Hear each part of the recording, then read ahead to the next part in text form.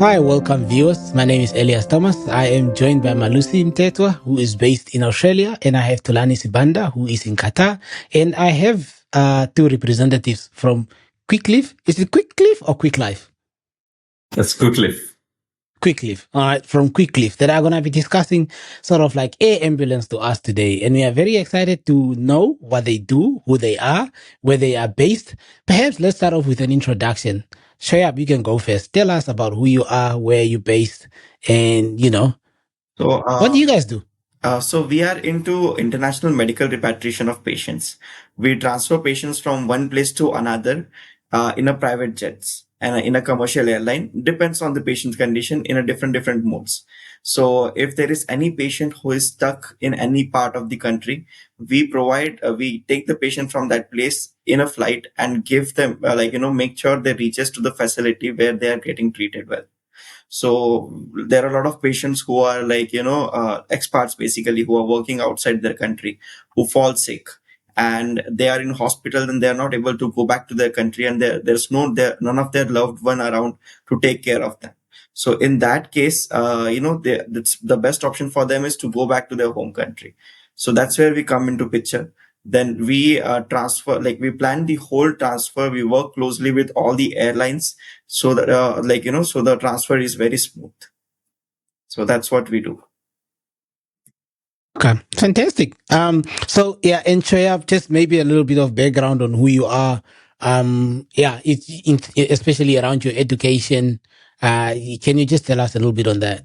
Yeah, so by education I am an aerospace engineer, and I completed my graduation in like last 2022, I believe. Yeah. And this is Time flies. yeah.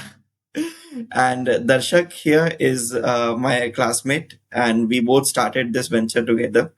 And this is our third venture actually. We did our first venture in the very first year of college, and I believe Darshak will be the right person to talk about that venture more. So Darshak, can you please take it?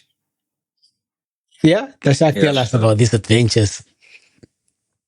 Yes. So I'll give a brief intro about myself first. So my name is Dharshak, and I my native is in state of Kerala, which is the southern part of India. And my education background has been in aerospace engineering. As Shoaib mentioned, we both met in the college, the very first day of college, and we were roommates back in hostel. So we decided, as any hostel kid, there is always shortage of money. So we decided to, make some money by doing some sort of businesses. So eventually we didn't start it off as a business, but it was just a medium of making money. But then we saw that we were actually creating some difference, and we started off a company. So the company was called as Trust Yards. So that worked out well. Then we sold it off, and then we started off a second venture that also worked out well. All this is during college. That also worked out well, and we sold that also off. And we took a break for a year to see how the corporate world works. And then eventually we decided to start this particular company called as Qwiklif Air Ambulance, where we can impact and help many more people, and especially the ones who are in very much need of better healthcare and in need of an international medical air transfer, where in we, as very rightly mentioned, wherein we transfer patients from one part of the world, another part of the world, complete bed-to-bed service. So that is what we do, and this has been my background. Wow. There is a lot of very interesting points there. Thank you. Sorry, just a little bit of echo coming from somewhere. Uh, can you hear me okay? I think I can hear echo a little bit. There's an option of echo cancellation to the right of my screen. Should I turn it on? I think it's gone now, or at least it's minimal now. It's gone. I think, yeah, it's gone now. Yeah, maybe just turn it off because then it's going to create echo in there. But nonetheless, moving on with the conversation, I think there's very interesting points that you have raised there, and it's a lot of questions that I'm sure that are popping up. I should have thought of starting a business probably when I was first year.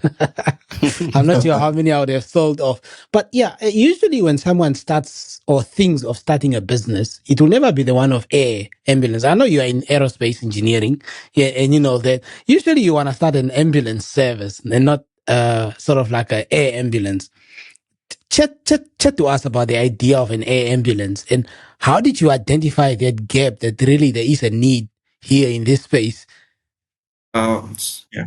Um, I'll give the first part of the answer, I believe, because so what happened was back in 2016, my dad was in Dhamma in Saudi Arabia and I was in India.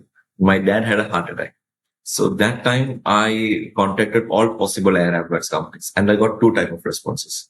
One type of companies where they were very sure and I was very comfortable with the safety part of the transfer, but they were extremely expensive. And there was second type of company which were quite affordable by us. But by talking to them, I couldn't feel the sense of safety and comfortableness of my father's medical air transfer back to India. So eventually, these are the two type of responses that I got, and because of which we decided not to do the medical aid transfer and take care of him in Dammam itself in Saudi. So I saw a market gap over here that there are two type of companies which are providing the same services, but one is extremely expensive but not sure on the safety part. Another one is extremely affordable but very sure on safety, not sure on the safety part. So there was a bit of a confusion. So I started wondering why it's happening. So this was the seed, or you can say the brain seed behind this idea back in 2016. So I had in my mind that in future, by God's grace, if I get a chance, I'll start something to bridge this gap. So that's where we decided to start this company.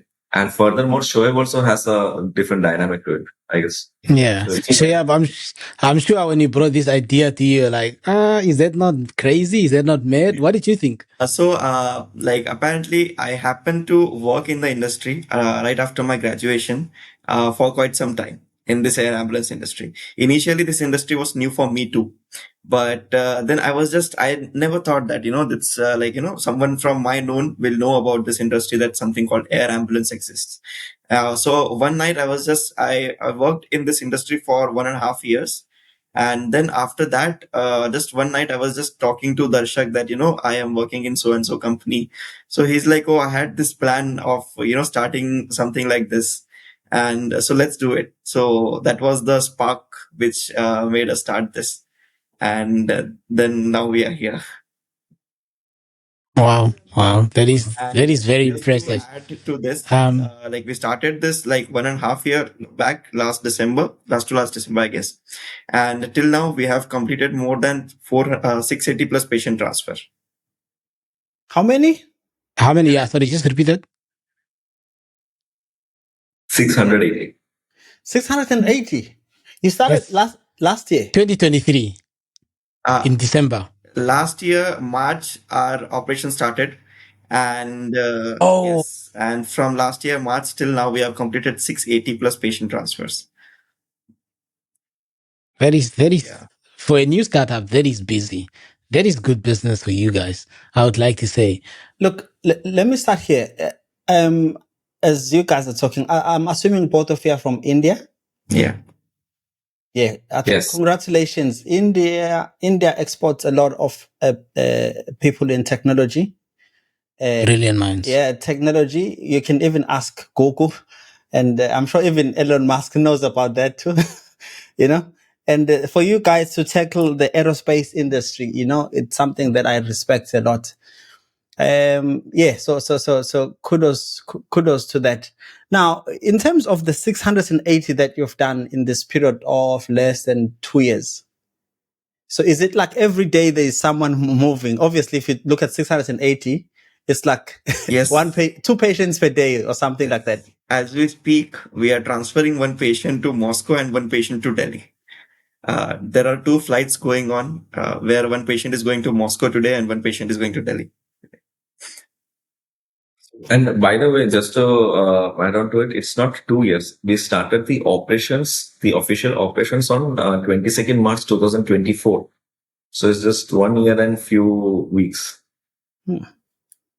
So I think my other question is, obviously an ambulance is a very complex setup. It's a sort of like a speciality in its own. And I know that you have the aerospace engineering aspect of things. How did you get to learn about the needs of an ambulance, what you must have, the equipment that you need to buy, the kind of people that you need to employ? That must be very, very sort of like challenging. How did you approach that?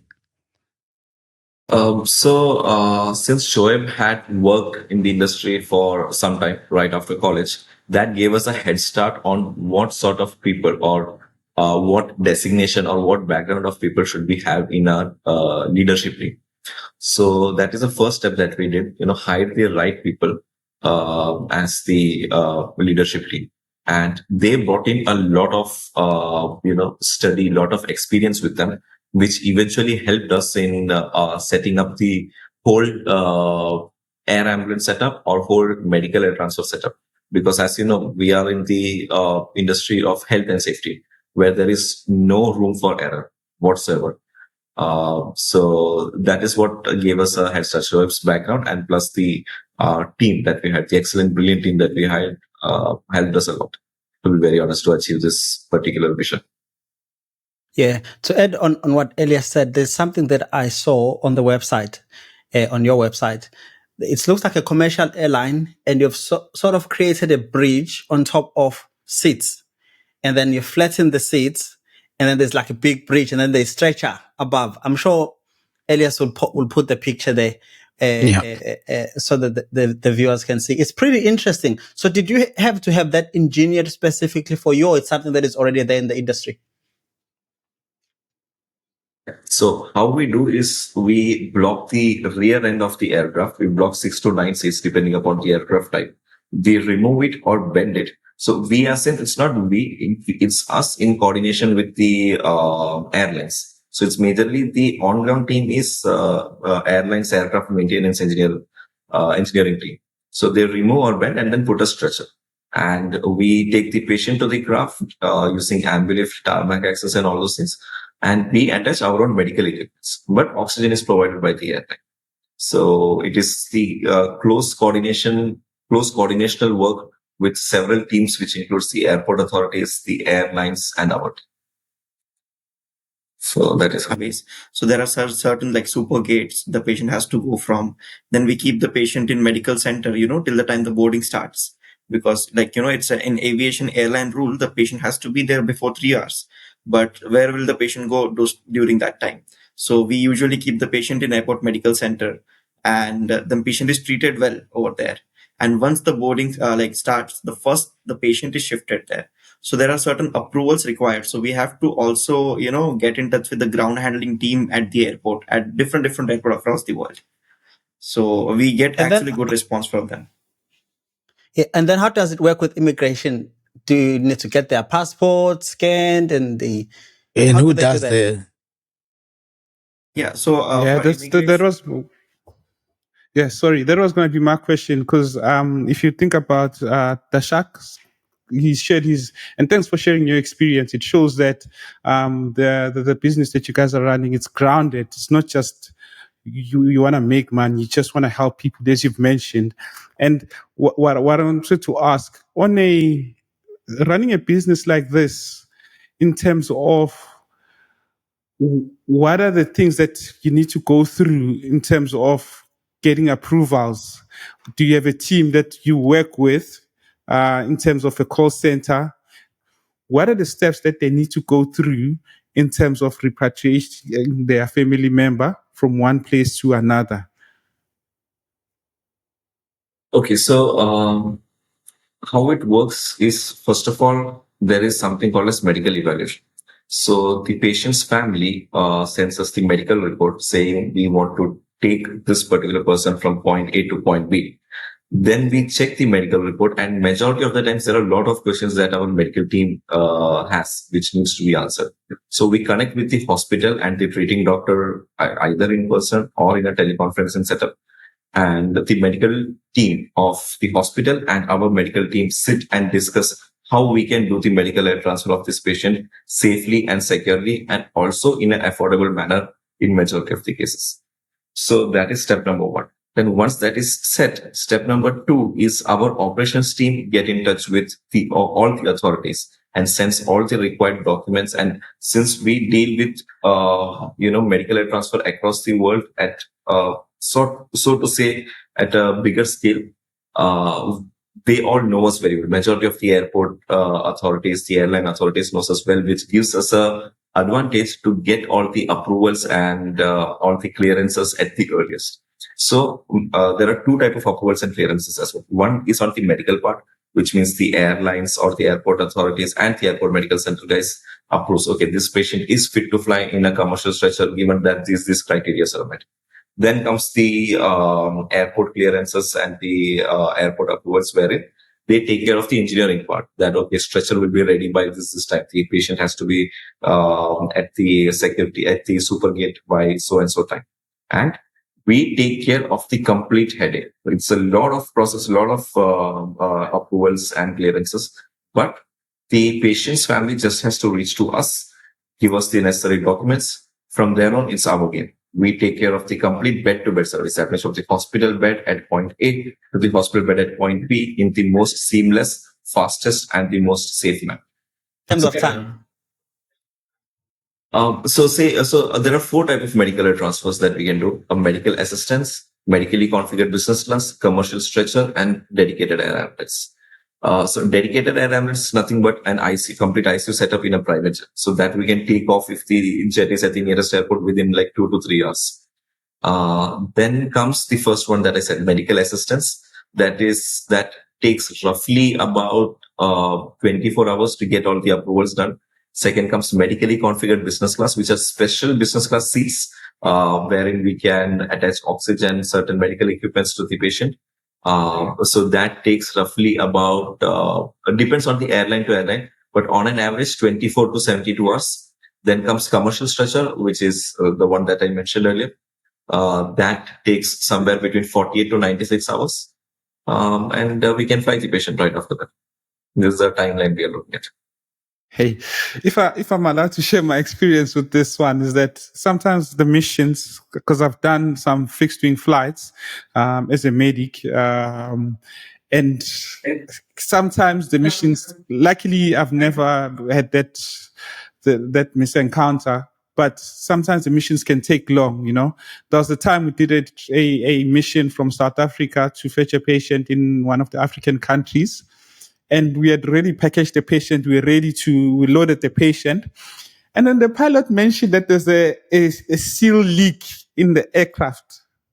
And we're not going to be able to take off. We might end up sleeping there. I got worried because I didn't want to sleep there. Which country was this? It was Malawi. It was in Malawi. We were in Malawi. And I was worried, but they managed to sort it out with the engineers. And another experience with the air ambulance is that we had to repatriate a patient during COVID times in South Africa from one province to another. And the challenge was that the information that they had given us was not accurate. When you arrived, the patient was critically ill that we were not going to be able to even fly that patient at all. And this brings me to my next question, is that as the guys that run Qwiklif, what are the challenges that your team has experienced in terms of repatriation of patients, and also how did you guys navigate through those challenges in making sure that you safely repatriate a patient? If you don't mind sharing those examples. I think Shoaib, you should take over on this first. So there are different challenges. Medically, I will come later on. But first of all, the major challenge is operational challenge. Like as Darshak mentioned that, we have to get the approvals fastest. And if there is any patient's family, they would want their patient to fly as soon as possible, considering the criticality. So we have to, as an operation teams, we have to make sure that all the approvals are in order, like right from the ambulance passes to like the high lift availability and even oxygen availability in the aircraft. We have to make sure that everything is in order, because usually what happens is like by God's grace, it has not happened with us, but few past case studies which we have seen is, the ambulances are not allowed to go near the aircraft because of certain reasons. Then another part is there are some patients who are having some criminal record or some fines in the particular country, so they are not allowed to cross the immigration there. Then like this is the operational challenges which I'm talking about here. And so that time, it's difficult because the flight is booked, the stretcher is waiting, and the patient is outside in the ambulance and cannot go out of the country. So we have to take back patient to the hospital. It's a very difficult situation for any company. I was going to say, sorry to cut you off. Do you pay for those patients' fines? Are you helping people? Yeah, but no, that's for that, we do the beforehand, we do all the checks, the background check of the patient, that we make sure there is no fine, no pending dues. And if there are any pending dues, we inform family beforehand, before the flight, so they make the necessary arrangements that, the patient can fly out easily. And coming coming to the medical challenges, all the paramedics for us, they are really good, whosoever works with us, and take care of the criticality of patients like anything. But sometimes what happens is like at 35,000 feet, you don't know what's the patient condition. Normal human can deteriorate, like we feel pressure. So when it's a patient, there are certain different conditions. So I'll give you just one example. So there was one patient who was flying, and fortunately it was flying in a good airline. So we were connected with our paramedics on a WhatsApp chat. So he was updating us that patient vitals were dropped suddenly, and but because of our we had all the medical equipments provided to the paramedic over there. So they provided all the medications and stabilized the patient over there, because the chances at 35,000 feet of getting cardiac arrest for any patient are very high. So we make sure that as it's a combination of operations team and medical team, so that we make sure that they are provided with all the medical equipments and everything, so that they can save the life. Yeah, I wanted to ask, I noticed that on your website, it mentions that you have access to ECMO. Who provides things like that, like the ECMO thing? So to answer this, we have our own ECMO team. We don't outsource it. Initially, we used to outsource, but later on, we procured our own ECMO team, our own ECMO machine. And it's just, we even provide our team and the machine just for ECMO initiation as well to hospitals and other medical facilities. So since ECMO is, so to say, the most critical form of medical air transfer, we cannot take chance on any third party. For the safety sake, we had to have it. So that was kind of a business oriented decision to have our own ECMO. That's brilliant. Yeah. Yeah. I was just gonna ask that. I know that you don't need to know all the ins and outs about operation, but as the overseeing manager, you need to have some basic understanding of what's going on. I'm just thinking if I have to run like an aerospace engineering team now, that will be challenging. So, Yeah. so there is a certain threshold of knowledge that you need to have. I'm just wondering, how is the learning curve for you guys? Is it like, we are figuring it out, we are doing great? Or like, actually, I need to spend 3 nights trying to understand ECMO. How much does it actually cost? What is it even? You What is know, the best ECMO out there? yeah, what is the best ECMO out there? You know, I know that you have the specialist within, but you know, you must have an oversight of everything else so that you are well informed and well guided as to what you're getting. How's the experience been for you guys? So to be very frank, I'll give this answer not just in terms of ECMO, but overall. So we both are from non-medical background. And we both are the only founders of the company. We don't have another founder who's from medical background. So initially it was extremely difficult.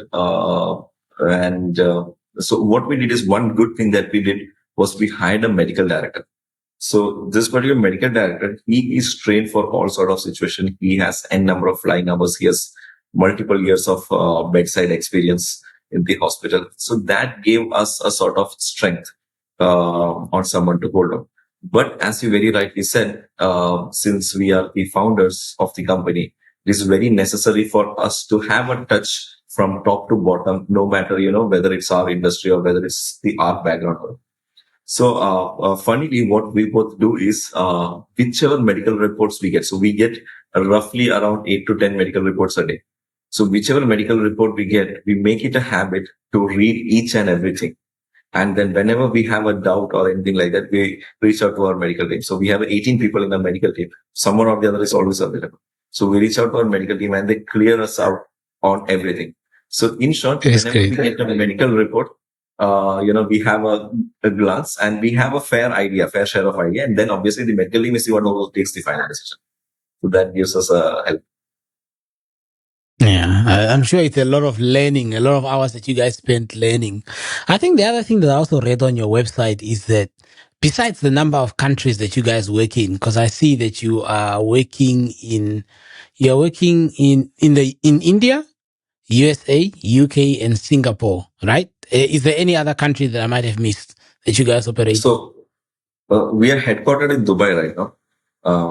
And we provide medical aid transfer across from anywhere to anywhere. These are the places where our actual team is there on ground, and also now Saudi.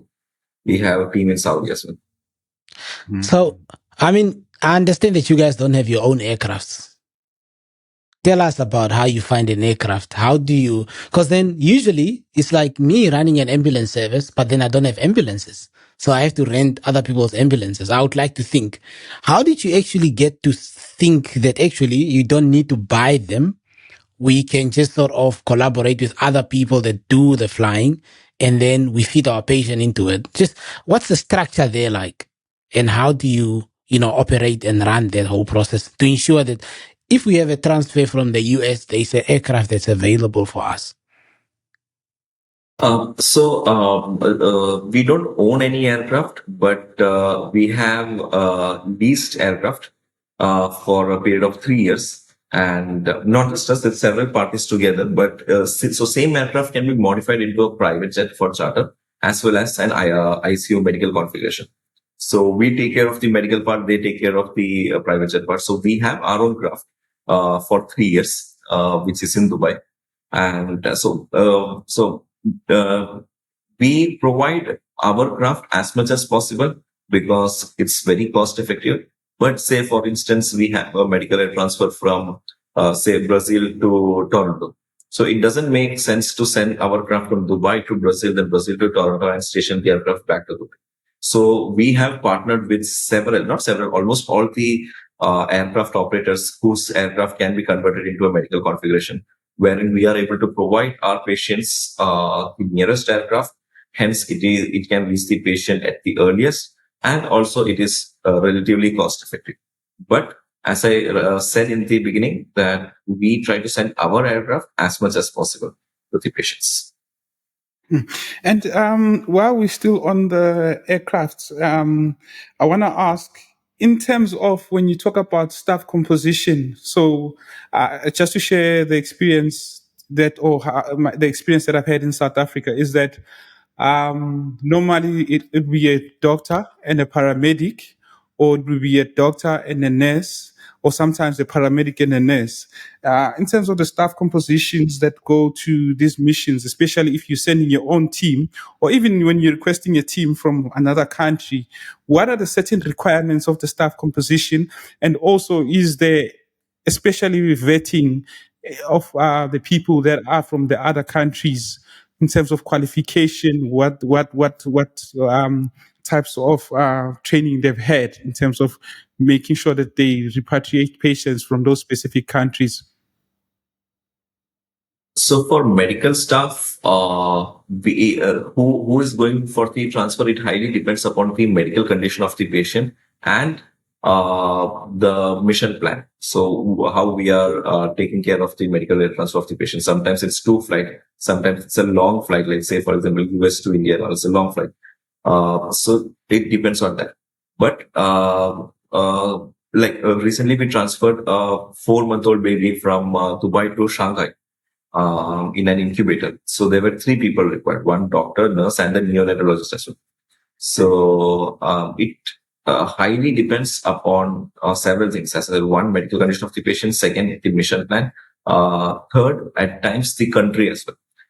For instance, like once we land in, say, for that matter, any country, it is very necessary that there needs to be someone who can communicate with the authorities in the most efficient way, preferably in the local language. So we take care of that as well. And also the patient, sometimes we have to communicate with the patient. The patient knows only, say, for example, Arabic. So it is very necessary that we need to have an Arabic speaking staff. So that is one part. And the second part is, again, visa requirements. Not all medical staff can go to all countries. So we take care of that as well. And this is how we plan that which medical staff should go for which transfer. And to answer the second part of your question, so we don't generally take staff from another country. If at all we are taking staff from another country, it is generally the ones whom we have already vetted. So the medical condition of the patient in ground level and at 35,000 feet are completely different. You might be knowing since you have already been the transfer. So it is very necessary that either they needs to be FAM approved, which is Fellowship in Aviation Medicine approved, or they should have the experience and is vetted by our medical team for any sort of criticality at, so to say 35,000 feet. That's how we do it. Okay. And yeah, thanks for answering that. One other thing is, when you are repatriating patients, is there any limitations in terms of the medication when you enter specific countries? Like, for example, in certain countries, narcotics are not allowed. Were there any challenges in terms of the medications that the staff carry, and any of the medication getting confiscated, or that will be done in terms of approval by certain authority when you guys plan the mission? Yes, actually, I'll tell you with an instance this one. So we had one patient who was on induced coma, and it was because the patient was getting fits. So we had to make sure that patient is in that state during the travel. So for that, we required a high amount of drugs which we had to carry, and particular to India. And the patient was from Dubai to Trivandrum. And then there were certain requirements that the certain amount of drugs you are allowed to carry to that country. So in that case, what we did was we talked to the airline authorities and the hospitals over the receiving hospital at the location. And then from the hospital where the patient is going, we take a letter saying that this is the medical team which is carrying the so and so drugs for the particular medical transfer. And the hospital, sometimes if it's a huge amount, so hospital sends their staff along with the paramedic, so that to justify what was the need to carry all this. And then the whatever amount of drugs were taken, we make sure that if it's not used, it's bought back and given back to the hospital. So that's how we work for this. Interesting. Okay. So in each country, do you have paramedics or clinicians or even doctors that have been vetted already that you are comfortable in working in with? Not each country, not all countries, but we have medical staff whose visa we have taken for almost all the countries. So in the pool of 18 medical staff, we have people who someone or the other would be there for almost all the countries. We closely work with the embassy and consulate over here in Dubai, which gives us an advantage that they help us out in the visa part. So that is taken care of. But however, whenever we need medical staff from another country, what we do is we pair them up with one of our staff so that everything is in order and medical safety part is at the utmost priority. Yeah. I think it's a lot to uncover and very interesting, conversation as well. I wanted to find out now, remember from the beginning when you said there were two types of services, an expensive one and a cheap one, but not safe. How do you think, since you guys came into the game, you are influencing the space now? Are you balancing that middle part, or do you think you are shifting to the expensive part, or are you shifting to the cheap but safe part? How are you affecting the industry? So to be very frank, we are in the middle part. We are trying to bridge the gap, but still it's not yet 100% done. There is way more to go. But in terms of business, we have bridged the gap in majority of the sectors. Say, for example, Middle East to South Asia or Southeast Asia, we have almost bridged the gap. But for the Western world, we are still yet to work on. But majorly, the problem over here is that in certain sectors there is monopoly in the market. So in order to bridge the gap, what we'll have to do is first break the monopoly and let the people know that okay, there are A, B, C, and companies who are providing this type of services in this prices. So that is where we are facing a problem. And as I mentioned, while we were chatting before the podcast, that awareness is the major problem for us. People are not aware that such service exists, and the ones that they know are only one or two companies. So whenever there is monopoly, it is bad for the customer. That is the general market rule. So that is where we are lagging, but still we are on the way to bridge the gap. I had a question. It's a scenario. Let's say I am a tourist and I am in Kilimanjaro, which is in Africa, let's say Tanzania. And then as I'm descending, I start having shortness of breath and I have possibly a pulmonary embolism or whatever. I'm stuck there in the hills and I can't descend, right? And then I need to get to Australia. Yeah. I need to get to Australia. And I know there are hospitals there, but I just can't facilitate. I'm stuck. Maybe I'm with a friend who's able to call you guys. They call you, and then what happens? I have a, what do you call this? A healthcare cover as I travel insurance. What happens after that? What happens after that? You get a How call. do you guys come in? You get a call, and then what happens? So Qwiklif to the rescue. Always. So you mentioned that you are having shortness of breath and pulmonary embolism while you are descending to Tanzania, right? So first thing that they would do is take you to the airport medical center. Okay, so let's assume you landed. You're taken to the airport medical center. Meanwhile, your friend just gave us a call and said, "Guys, this is the scenario." So step number one, as I said, is medical evaluation. So my medical team will speak with the medical team at the airport medical center and see what exactly is the problem, or is there anything to be taken care of if at all we are doing the medical air transfer. Based on that, we will tell your friend, okay, these are your 2 or 3 options, option A, B, C, and this is how it will. This is how much it will cost, and this is the time period to get it done, get everything done. Then your friend will say, okay, we have this insurance coverage. Can you just please check if it is covered or not? Then we send that particular insurance number or the card to our insurance coverage team. They check it and they say, yes, good to go, or no, it's not covered, or certain amount is only covered. So we work on the insurance company on that part. Meanwhile, once the quote is approved by your friend and after consulting with your family, we are good to go. We start with the mission plan. We find, so if it's Tanzania, we find the nearest aircraft available and we rescue you and fly straight to Australia.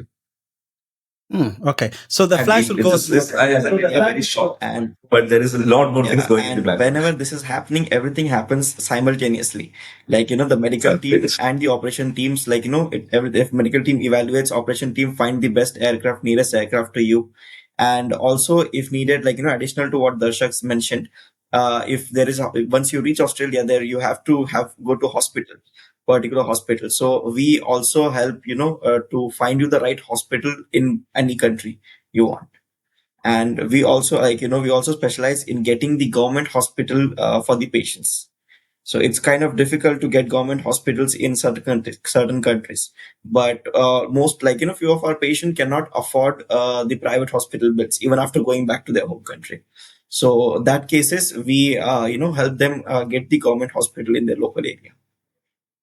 Yeah, I think in terms of Tanzania, I'm assuming there'll be a hospital called Jomo Kenyatta Hospital, and then there'll be the government hospital. I'm sure, yeah. Yeah, and then after that, flying. I'm thinking now, because of the size of the aircraft that you use, if they're not small, will they be able to fly straight to Australia, or they might have to stop in Abu Dhabi, refill, and then continue?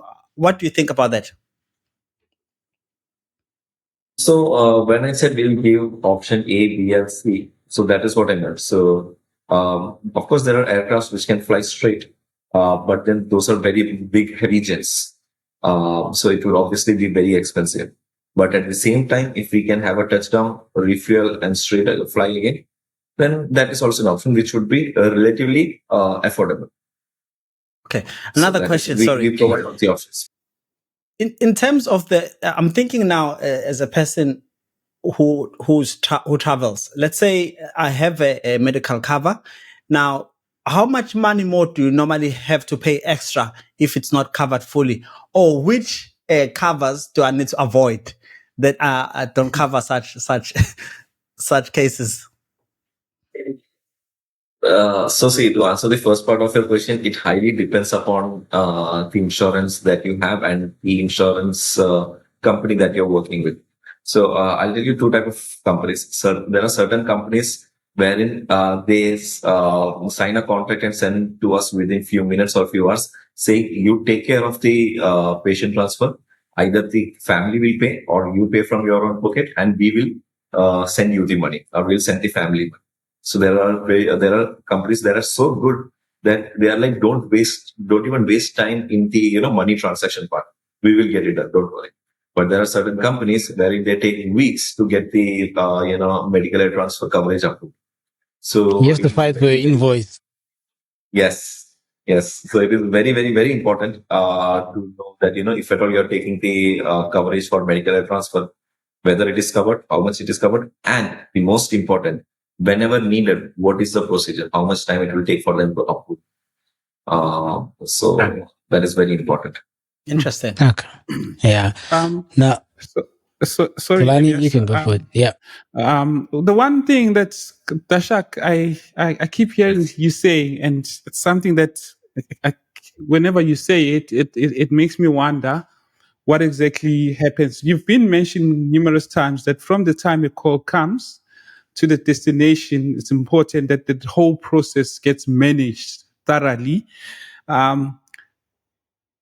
And you mentioned how the process works, but I was wondering, do you guys have a call center that handles this whole process? Because I think it's important to having a call center that manages the whole process. Do you guys have a call center that plays a role in terms of managing this whole process from the time when the patient gets picked up till the patient gets transported to their destination? And why is it important to have such a call center if you have? So, to answer your question, we don't have call center as such, but we have always people available on call. So say, for example, fire up a call to us and say, okay, I have a patient transfer schedule from point A to point B. But I need to know about, say, for example, I need to know about the layover time and what happens during the layover time. So immediately the person who's on call with you will transfer the call to the operations. So that's how we work. So it is our team only, not any call center team or anyone, but uh, so to say, very well structured and designated team who can attend your call, not a call center team. Very experienced people. So I think just because we are ticking with time, we are very much centered around paramedic safety. We are very much centered about paramedic well-being and welfare. The people, first, I think there's three questions to this part. First one is the paramedics that work for you, they work for you full time or do they work for you part time? Secondly, this traveling between countries can be very stressful. And it has a lot of factors that work on your body as an individual and the way you interact with your crewmate. How do you ensure that, your team is rejuvenated and, just ready? What gap is there between one job to the next? And, how do your shifts work? Because this is very different. It's not like I can go in 4 days, 2 nights, 2 days, and I fall off. Yeah. Right. Yeah, sure. Go ahead. So what we do is we have the paramedic. There are paramedics who are full time working with us, and there are few paramedics who are on case to case basis. As Darshak mentioned before, that there are certain countries it's hard to get visa for particular nationalities. So we keep those paramedics as standby. So if there is any patient transfer for those particular country, they can come and take the patient on case to case basis. And talking about the schedule of the flights, so we make sure that any of our paramedics flying with the patient gets enough rest either at the destination, whether after dropping the patient, or if the paramedic has to come back, we'll make sure the paramedic comes back within like next 6 to 8 hours and then gets enough rest at Dubai, basically at home location, like that. Well, Pitch Okay, Khalifa and- Hotel. Yeah. When we drop the patient, we book hotel for them. Yeah. Kidding. But do you have like a set sort of like duration? You can't do what like for instance, if you did a flight now, let's say it's 10 o'clock in the morning, before you can do the next flight, do you have anything solid? Are there regulations around that, or how do you normally navigate that space? So I'll take this question. So what happens is the transfer or the mission doesn't start from the airport, from the takeoff time. It starts from the hospital. Even before the hospital, the paramedic starts from their home.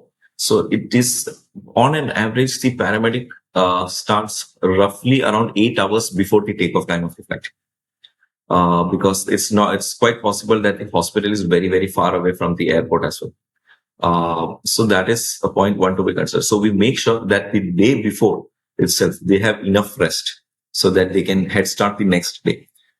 Then the mission happens. Say, for example, it's a long mission. So there are multiple medical crew. So they take shift. So one person is, say, for example, taking care of the patient. The other person is resting, something like that. Then once they land over there, if it's a long flight, then we again make sure that the medical crew stays at the hotel, have their complete rest, and then flies back. And then again, at least 12 hours of rest, and then goes for the next mission. So there are no set guidelines for the timetable of the medical crew, but it highly depends upon the mission and how many people are there in the mission. Right. My friend has a UK citizenship, so he's got 2 passports.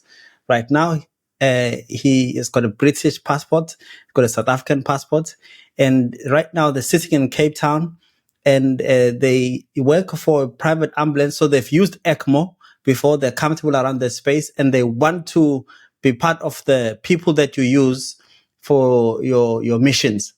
What should they do?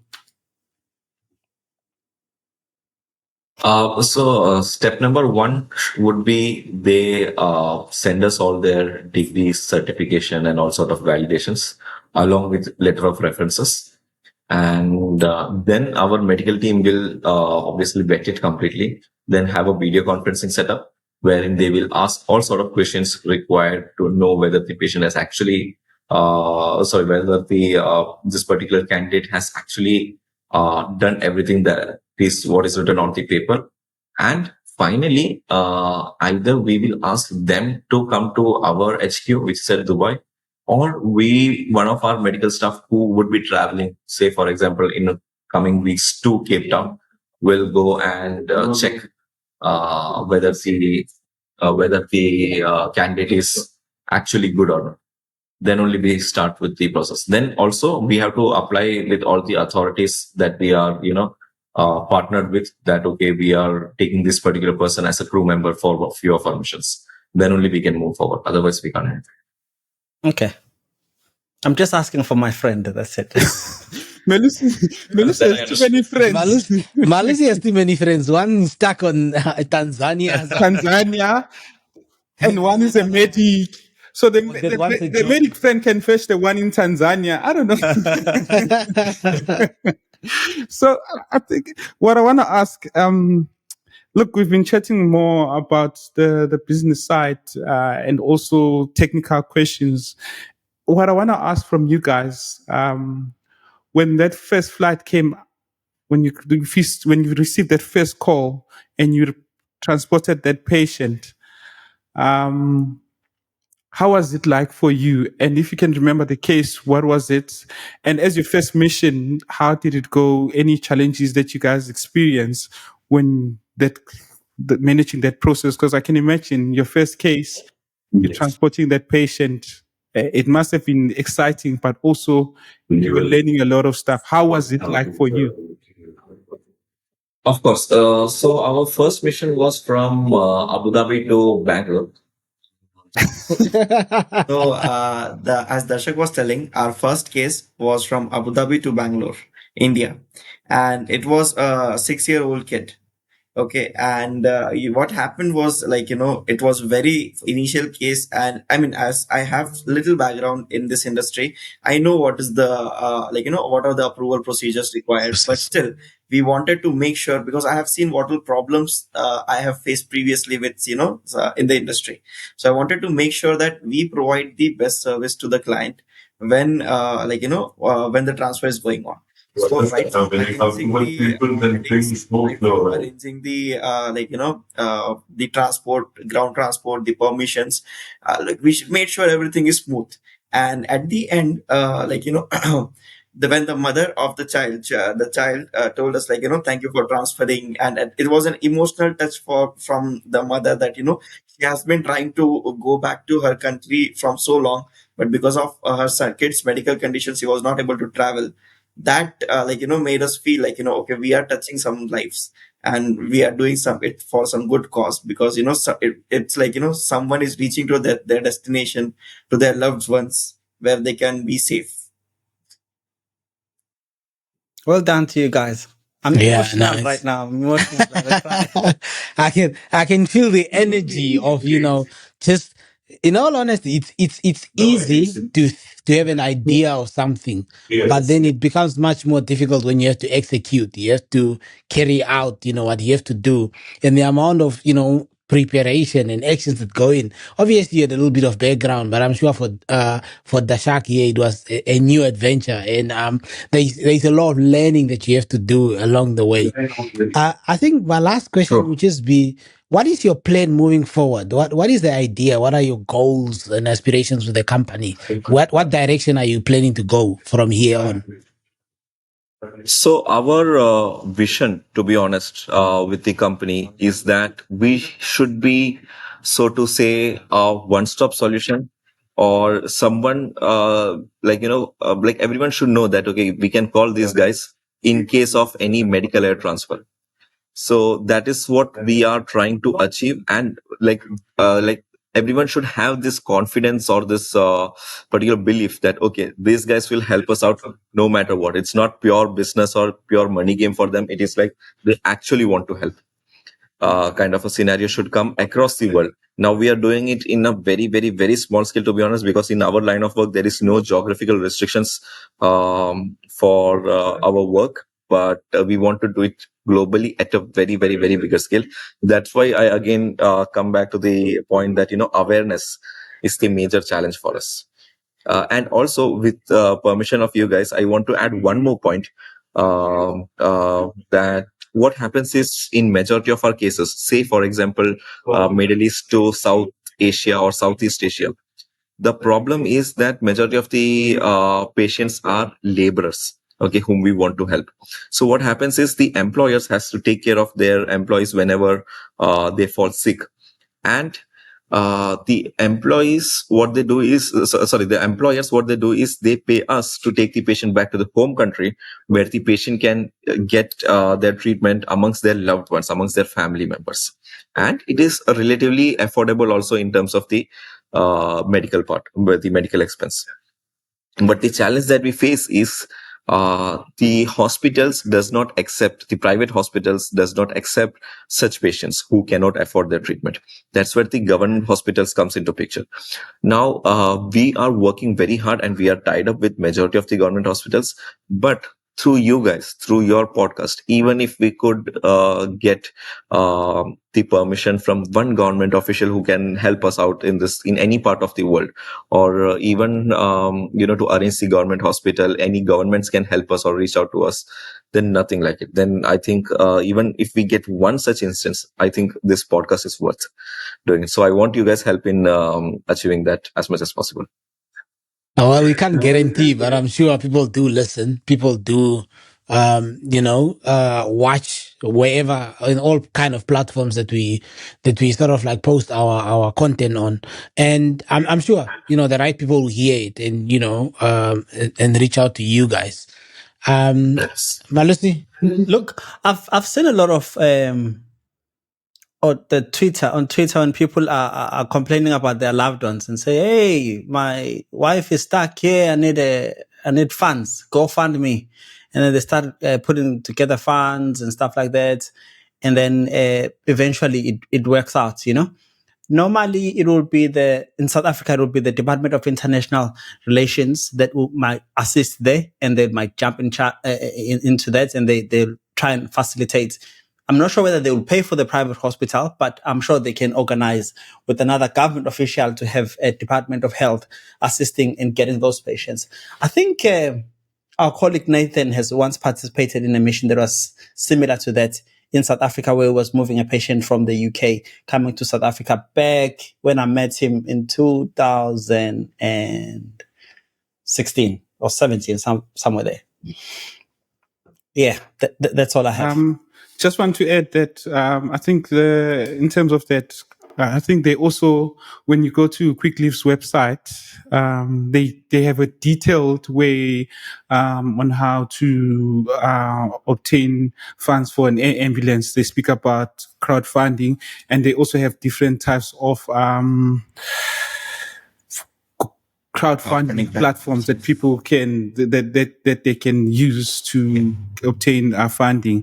And if someone is in a different country, they're stuck, or their family loved ones is stuck, then they can use those platforms to attain funding. And I think these platforms, if I still remember correctly, they became more popular during COVID, where people were stuck in different countries. They couldn't live there. They were sick or in critical conditions. And that's when this platform became more popular. And there is some effectiveness to those tools with the funding. They do help a lot. And I think, in addition to what Malusi has said, is that people should use those platforms, and they can reach out to the website and look at those steps on how to attain crowdfunding. Yeah.